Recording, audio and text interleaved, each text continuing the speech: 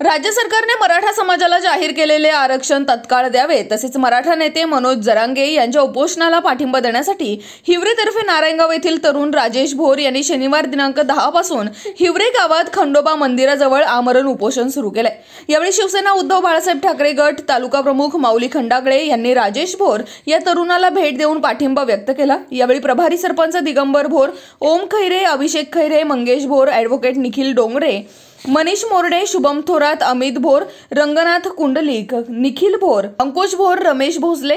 विकास भोर, गणेश खोकराळे, पवन शिंदे, सुदर्शन शिंदे, अनिल गावडे, प्रमोद खांडगे, नितीन खोकराळे, महेश डोंगरे, मधुकर नांगरे, नितीन वसंत भोर यांनी या आंदोलनाला पाठिंबा दिलाय। गावातील तरुणांनी एकत्र येऊन या आंदोलनाला उत्स्फूर्त प्रतिसाद दिला आहे। याच बातमीची काही दृश्य पाठवली आहेत आपला आवाज न्यूज नेटवर्कचे कार्यकारी संपादक किरण वाजगे यांनी। पाहूया। शिवराय सकल मराठा समाज जुन्नरच्या वतीनं आज या ठिकाणी आमचा बंधू राजेश भोर मराठा समाजाला जे आरक्षण सरकारने देऊ केलेलं आहे किंबहुना ज्याचा अध्यादेश काढला आहे त्याचं कायद्यात लवकरात लवकर रूपांतर व्हावं आणि सकल मराठा समाजाला या राज्यामध्ये ओबीसीमधून आरक्षण मिळावं या कामी मनोज जरांगे पाटील यांनी 10 तारखेपासून अंतरवाली सराटी या ठिकाणी आमरण उपोषणाला सुरुवात केलेली आहे आणि त्यांना पाठिंबा देण्यासाठी पुन्हा एकदा आमचे सहकारी राजेशजी भोर हे हिवरेतर्फे नारायणगाव या ठिकाणी आमरण उपोषणाला कालपासून बसलेले आहेत। खरं तर आपल्या सगळ्यांना माहिती आहे की महाराष्ट्र सरकारने मनोज जरांगे पाटील यांच्या उपोषणाला आंदोलनाला सहमती दर्शवत उपोषण न करता कायदेशीर मार्गाने तुम्हाला आरक्षण देऊ केलेलं आहे आणि म्हणून एकनाथ शिंदे साहेब महाराष्ट्र राज्याचे माननीय मुख्यमंत्री यांनी नवी मुंबई या ठिकाणी येऊन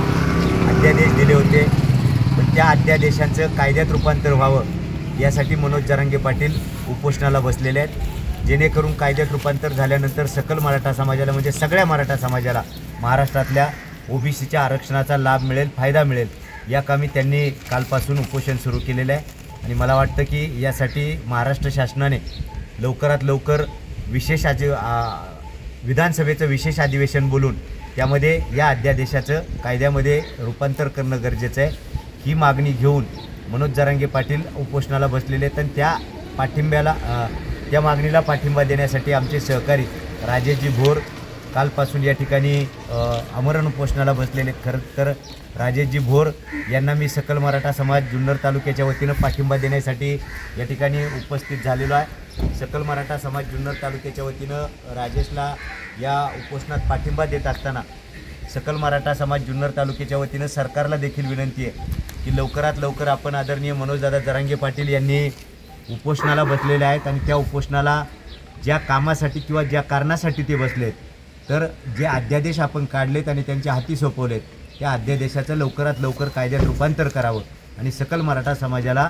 या राज्यामध्ये ओबीसीमधून आरक्षण मिळावं, लवकरात लवकर सरकारने या गोष्टीची दखल घ्यावी अशा प्रकारची विनंती आहे।